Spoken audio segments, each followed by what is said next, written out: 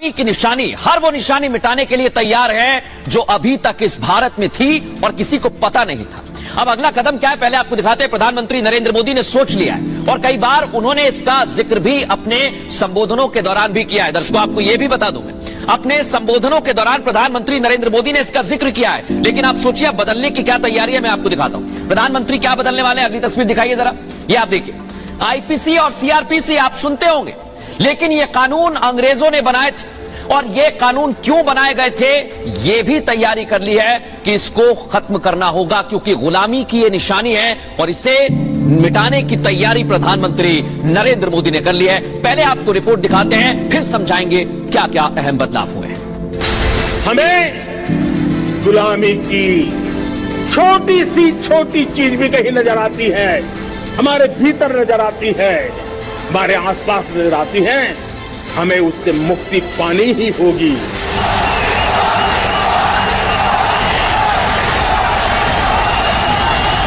कभी भी गुलामी वाली दिनों की मानसिकता में डूब मत जाना दोस्तों। हिम्मत के साथ बात कीजिए दुनिया से। दुनिया सुनने के लिए आतुर है।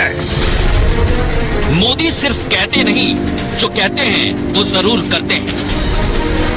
अंग्रेजों की गुलामी की एक और निशानी मोदी मिटाने जा रहे हैं। देश की आजादी के 75 साल बाद भी भारत अंग्रेज के जमाने के कानून ढो रहा था, मोदी उसे बदलने जा रहे हैं। अंग्रेजों ने कानून न्याय के लिए नहीं, अपनी गुलामी और भारतीयों के उत्पीड़न के लिए बनाए थे। मोदी सब बदल डालेंगे। अब मोदी अंग्रेजों का कानून, देश की पुलिस के काम करने का तरीका, देश की अदालत, कोर्ट कचहरी सब बदलने जा रहे हैं। गिरफ्तारी से लेकर सजा तक जल्द न्याय मिले, फाइलों में दबे करोड़ों केस जल्द निपटेंगे। देश में अब तेजी से न्याय होगा। किसी भी कोने में हमारे मन के भीतर, हमारे आदतों के भीतर गुलामी का एक भी अंश अगर भी अभी भी है तो उसको किसी भी हालत में बचने नहीं देना। तो सुना आपने, प्रधानमंत्री नरेंद्र मोदी ने ये लाल किले की प्राचीर से कहा था और इस पर वो अमल कर रहे हैं। कैसे कानून बदले गए हैं, क्या इसमें सुधार हुआ है, सबसे पहले आपको बताते हैं। जो एफआईआर आप सुनते आए हैं दर्शकों, अब उसमें भी बहुत कुछ बदल गया है। क्या बदला है सुन लीजिए। एफआईआर का मतलब होता है प्रथम सूचना रिपोर्ट, और नए कानून के बाद एफआईआर में दर्शकों अब बदलाव किया जाएगा। एफआईआर कराने की व्यवस्था को बदला जाएगा। जीरो एफआईआर देश में कहीं भी आप दर्ज करवा सकते हैं, ये सुविधा मिलेगी। जीरो एफआईआर में अब धाराएं भी जुड़ सकती हैं। इसके साथ साथ अब तक जीरो एफआईआर में धारा नहीं जुड़ती थी, ये पहला बदलाव होगा। 15 दिन में जीरो एफआईआर संबंधित थाने में भेजनी होगी। समझ रहे हैं आप? पुलिस अधिकारी गिरफ्तार लोगों के परिवार को सर्टिफिकेट देंगे और गिरफ्तार व्यक्ति के लिए संबंधित अधिकारी जिम्मेदार होगा। एक और खास बात है, ये जानकारी ऑनलाइन और व्यक्तिगत देनी होगी ताकि जानकारी रहे, क्योंकि एफआईआर से फैसले तक सारी प्रक्रिया को ऑनलाइन कर दिया जाएगा। पूरा सिस्टम डिजिटल होगा, पेपरलेस होगा, ये बड़ी बात है। और सभी अदालतें 2027 तक कंप्यूटरीकृत करने की तैयारी भी सरकार ने कर ली है। आप सोचिए जरा, सर्च और जब्ती की भी वीडियोग्राफी की जाएगी। तो ये आपने समझ लिया कि कैसे एफआईआर में बदलाव कर दिया गया है, ये तो आपने समझ लिया। लेकिन एक और खास बात है, क्योंकि अब और भी बदलाव किए जा रहे हैं। अब मैं आपको बताऊंगा, आपने एक फेमस डायलॉग सुना होगा, तारीख पर तारीख, और ऐसा कोर्ट में होता था दर्शकों। लेकिन अब क्या होगा, अब बदल गया है मामला, समझिए जरा। नए कानून में पुलिस को 90 दिन में चार्जशीट दाखिल करना अनिवार्य होगा। कोर्ट इसे 90 दिन तक बढ़ा सकता है, लेकिन 180 दिन से ज्यादा नहीं बढ़ा सकता है, यह भी यहां पर कहा गया है। और 180 दिन में जांच पूरी कर ट्रायल के लिए भेजना होगा, यानी फास्ट हो, प्रक्रिया तेज हो।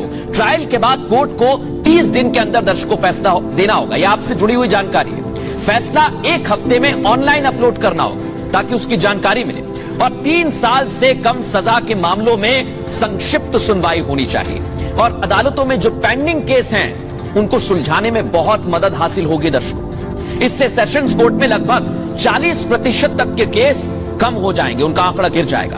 और सजा की दर 90% तक ले जाने की सरकार की तैयारी है। ये समझिए जरा, आप ये लक्ष्य ले रखा है। जो अपराधी हैं उन्हें सुधरने का भी मौका दिया जाएगा दर्शकों। आपको समझिए, क्योंकि अपराधी हैं, उन्हें भी चिंता हो रही होगी कि हमारा क्या होगा। लेकिन उसके लिए भी प्रावधान किए गए हैं। क्या प्रावधान है दिखाता हूं आपको। जो अपराधी हैं उन्हें सुधरने का दर्शक को मौका दिया जाएगा। कैसे? नए कानून में अपराधियों को बराबर मौका मिलेगा सुधरने का। पहली बार अगर अपराध करते हैं तो 24 घंटे की सजा हो सकती है, या फिर 1000 का जुर्माना लगाया जा सकता है, या फिर सामुदायिक सेवा करने की सजा भी कोर्ट के द्वारा दी जा सकती है। छोटे मोटे अपराध में ऐसी ही सजा सुनाई जा सकती है। यह बदलाव होगा।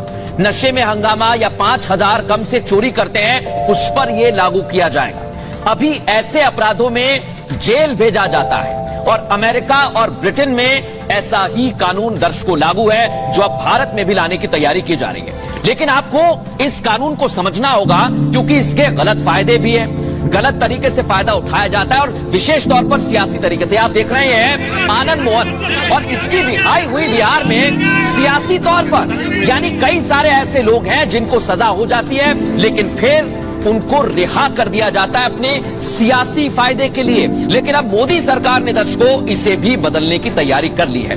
कैसे? अब जरा मैं आपको वो समझाता हूं। नए कानून में सजा माफी का सियासी इस्तेमाल सीमित कर दिया गया है, लिमिटेड कर दिया गया है। सरकार सजा में छूट का सियासी इस्तेमाल नहीं कर पाएगी। बड़ी बात है, मौत की सजा सिर्फ आजीवन कारावास में ही बदली जा सकती है, और आजीवन कारावास को 7 साल तक की सजा में बदला जाएगा। सियासी प्रभाव वाले लोग कानून से किसी भी हाल में बच ना पाए, ये पूरी कोशिश है। फैसले में बदलाव के लिए सरकार को पीड़ित का पक्ष भी सुनना होगा। बिहार में जो मैंने तस्वीर दिखाई आनंद मोहन की, नीतीश कुमार आप देख रहे हैं। आनंद मोहन की रिहाई को लेकर बहुत सवाल उठे थे नीतीश कुमार पर भी, और पीड़ित परिवार ने इसे लेकर सुप्रीम कोर्ट का दरवाजा खटखटाया, वहां पर याचिका दाखिल की। 1994 में दरअसल दर्शकों डीएम जी कृष्णैया की हत्या में आनंद मोहन दोषी पाए गए थे। आनंद मोहन को आजीवन कारावास की सजा हुई थी। आनंद मोहन 14 साल की सजा काट चुके थे। रिहाई के खिलाफ जी कृष्णैया की पत्नी ने याचिका दायर की है, और 26 सितंबर को सुप्रीम कोर्ट इस मामले पर सुनवाई करने वाला है, यानी इस मामले पर सुनवाई होने वाली है। अब आपको सुनवाता हूं मैं, गृह मंत्री अमित शाह ने इसे लेकर क्या कुछ कहा था, सुनवाते हैं इस बाइट। सजा माफी को पॉलिटिकल यूज करने वाले बहुत किस्से आते थे। अब हमने कह दिया है कि अगर किसी को सजा माफ करनी है तो मृत्यु की सजा को आजीवन कारावास में बदल सकते हैं। आजीवन कारावास की सजा को 7 साल तक ही माफ कर सकते हैं। 7 साल के कारावास को 3 साल तक ही माफ कर सकते हैं। किसी भी गुनहगार को, अभी बिहार में कुछ मामले आए हैं सामने, इसी प्रकार से राजनीतिक रसूख वाले लोगों को छोड़ा नहीं जाएगा, उनको भी सजा होगी। इसका भी प्रावधान मान्यवर हम लेकर आए हैं। तो देखा आपने, अमित शाह ने कहा कि सियासी रसूख अब नहीं चल पाएगा। लेकिन दर्शकों, जैसा आपने ये जान लिया कि सियासी रसूख नहीं चल पाएगा, एफआईआर में बदलाव हो गया है, लेकिन धाराएं भी आपको जान लेनी चाहिए, समझ लेनी चाहिए, क्योंकि कई सारी धारा। उत्तर प्रदेश के मुख्यमंत्री योगी आदित्यनाथ मिटाने के लिए तैयार हैं।